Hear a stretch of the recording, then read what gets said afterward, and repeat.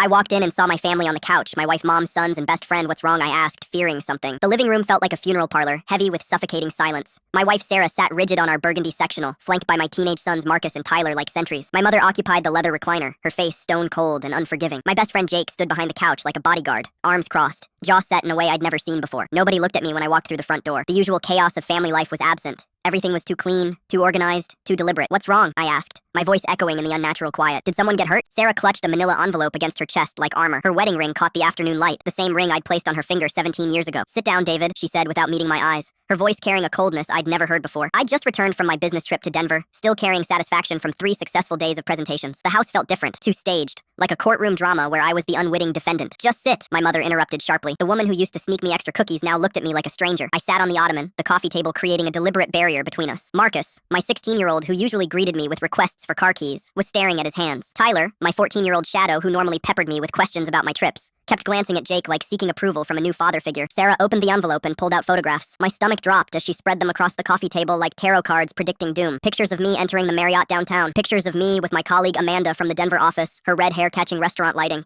Pictures of us laughing over dinner, her hand touching my arm. Pictures of us walking into the same hotel room. Timestamp showing 11:47 p.m. Sarah, I can explain, I started, but she held up her hand like a judge silencing a courtroom. Explain what, exactly? How you told me you were working late while having dinner with her? How you said the conference hotel was fully booked when you clearly shared a room? Her voice remained steady, but I could see hurt flickering behind her composed facade. My throat went dry. The photos looked damning, presenting a narrative that felt true but wasn't complete. Who took these? I asked, though part of me already suspected. Jake stepped forward, transforming into someone I didn't recognize. I did, he said calmly. Sarah asked me to hire a private investigator after you started working late so often, after you started mentioning Amanda's name constantly. The betrayal hit like a physical blow. My best friend since college, my best man who'd helped me pick out Sarah's engagement ring. Jake pulled out his phone and showed me a detailed report, pages of timestamps and locations. 3 months of surveillance, David. This wasn't just Denver. There were other trips, other dinners, other late nights that don't match your stories. I looked desperately at my sons. Marcus finally met my eyes, and what I saw there broke something inside me. Dad, we know about the credit card statements, the jewelry purchases that weren't for Mom, the restaurant charges when you said you were working late. My world collapsed like a dying star. Tyler spoke for the first time since I'd arrived. Jake showed us everything, Dad. He's been helping Mom prepare for the divorce. Divorce? The word escaped as a croak. Sarah's composure finally cracked, tears threatening. I've been planning this for weeks, David.